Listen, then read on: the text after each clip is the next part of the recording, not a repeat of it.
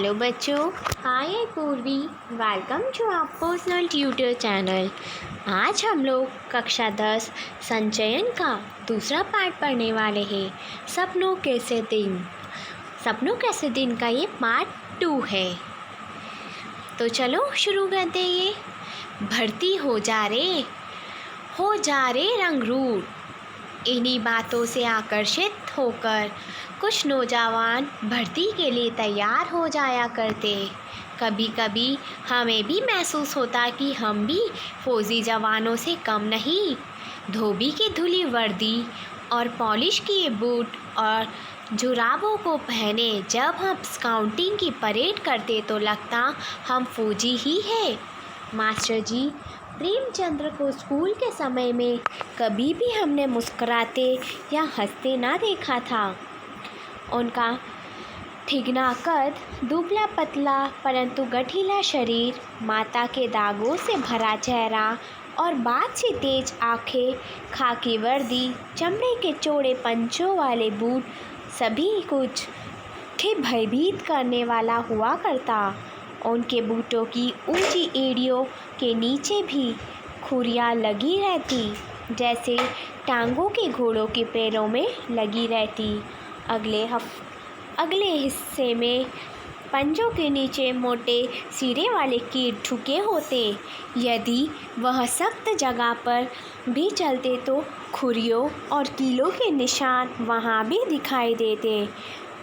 हम ध्यान से देखते, हमने बड़े और भारी भारी बूट पहनने के बावजूद उनके टखनों में कहीं मोच तक नहीं आती थी। उनको देखकर हम यदि घर वालों से बूट की मांग करते तो माँ बाप यही कहते, टखने टेढ़े हो जाएंगे, सारी उम्र सीधे ना चल पाओगे। मास्टर जी प्रेमचंद्र ने हमारा डरना तो स्वाभाविक था, परंतु हम उनसे नफरत भी करते थे। कारण तो उसका मारपीट था। हम सभी को, जो मेरी उम्र के थे, वह दिन भर भूल पाया जिस दिन वह हमें चौथी श्रेणी में फ़ारसी पढ़ाने आए थे।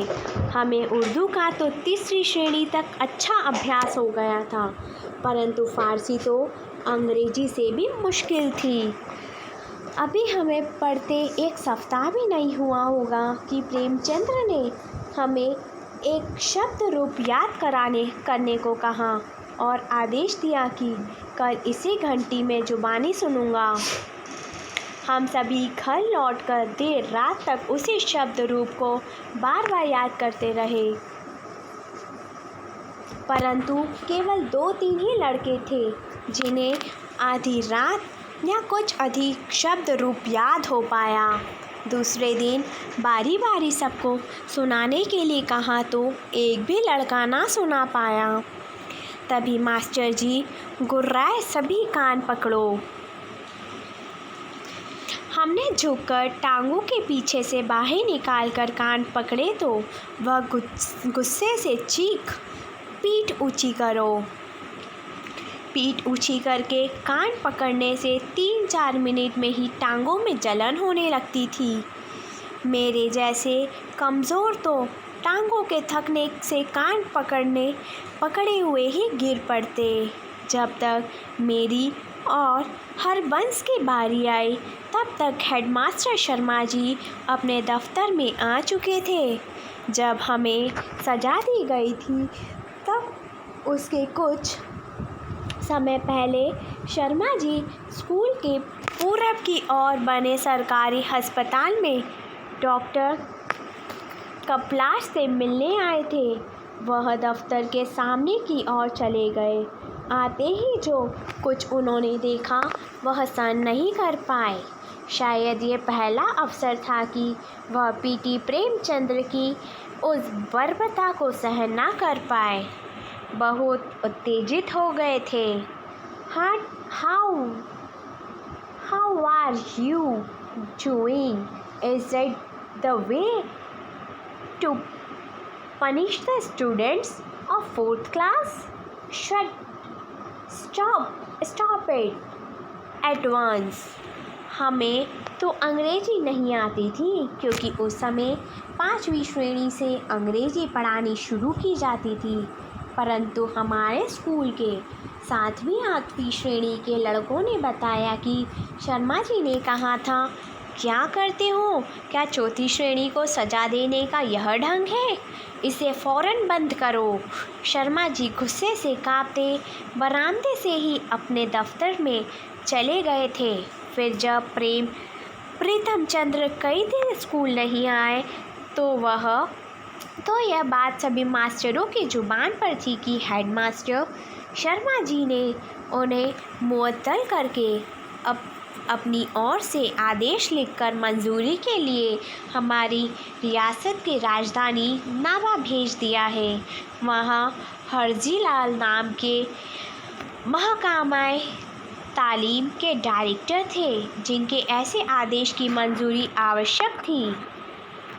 उस दिन के बाद यह पता होते हुए भी कि पीटी प्रीतम चंद्र को जब तक नाभा से डायरेक्टर बहाल नहीं करेंगे तब तक वह स्कूल में कदम नहीं रख सकते।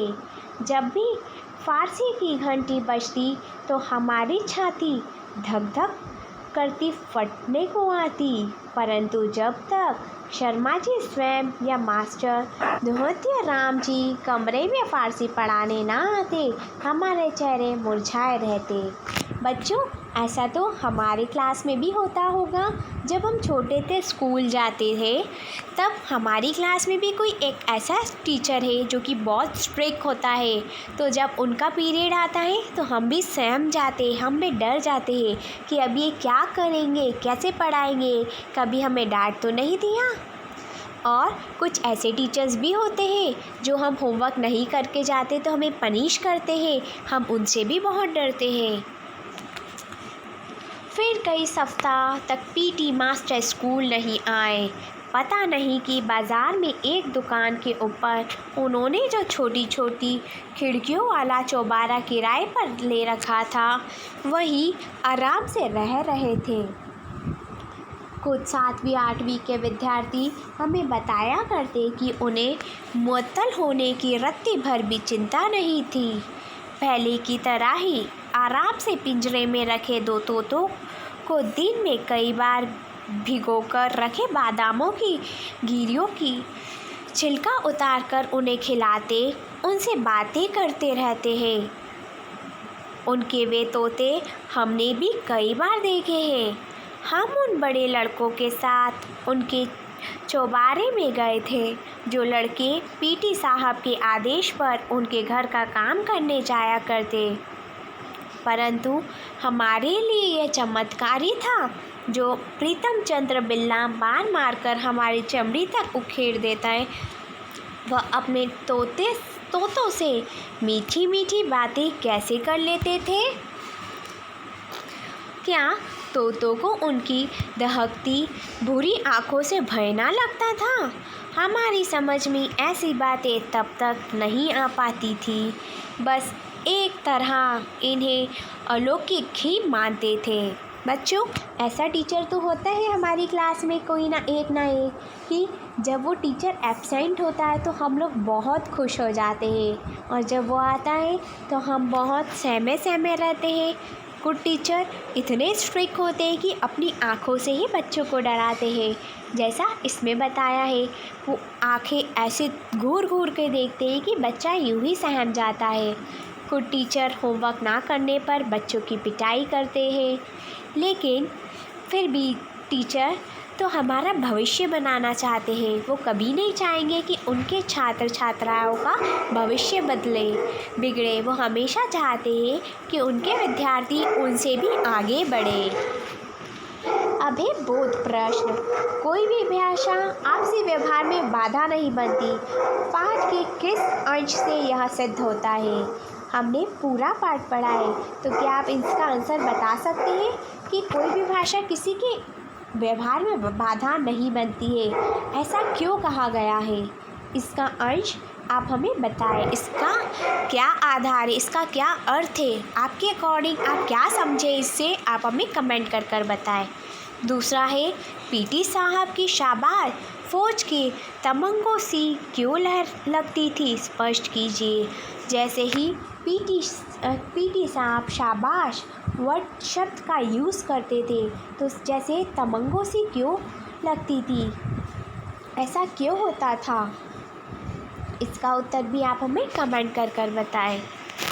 तीसरा प्रश्न है, नई श्रेणी में जाने और नई कॉपियाँ और पुरानी किताबों में से आती विशेष गंध से लेखक का बालमन क्यों उदास हो उठता था?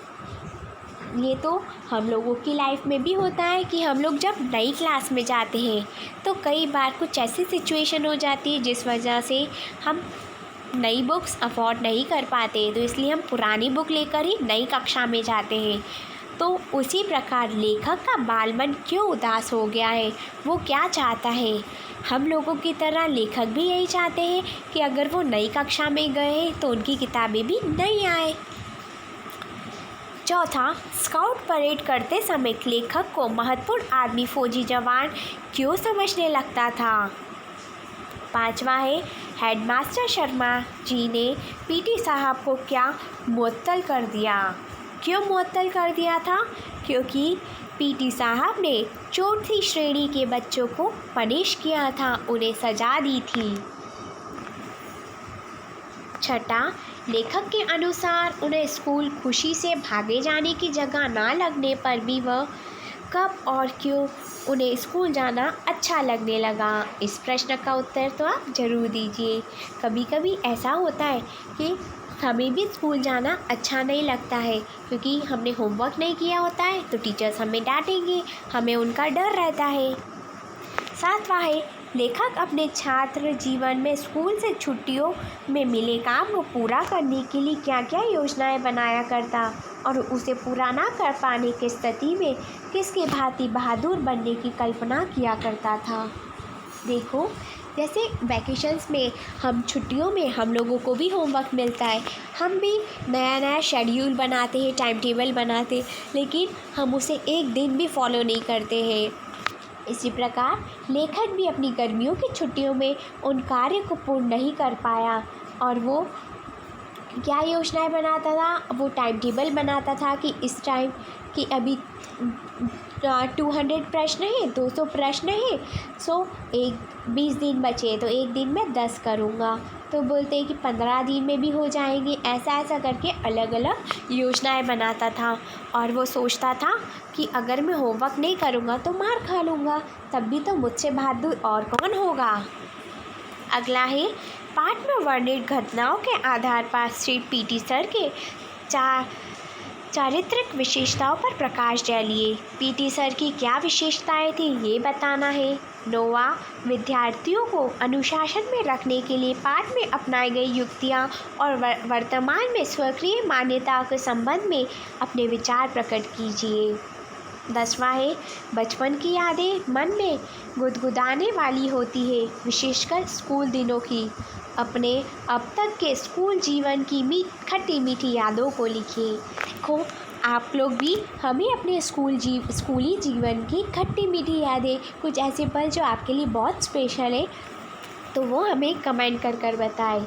और 11वां है, प्राय अभिभावक बच्चों को खेलकूद में ज़्यादा रुचि लेने पर रोकते हैं और समय बर्बाद ना करने की नसीहत देते हैं। बताएं, खेल आपके लिए क्यों ज़रूरी है? दूसरा, आप कौन से ऐसे नियम कायदों को अपनाएंगे जिससे अभिभावकों को आपके खेल पर आपत्ति ना हो? इन सभी प्रश्नों के आप उत्तर हमें कमेंट कर बताएं और अगर किसी प्रश्न में आपको डाउट है तो वो भी बता दीजिए, तो हम नेक्स्ट वीडियो में हम प्रश्नोत्तर कर लेंगे सारे। धन्यवाद।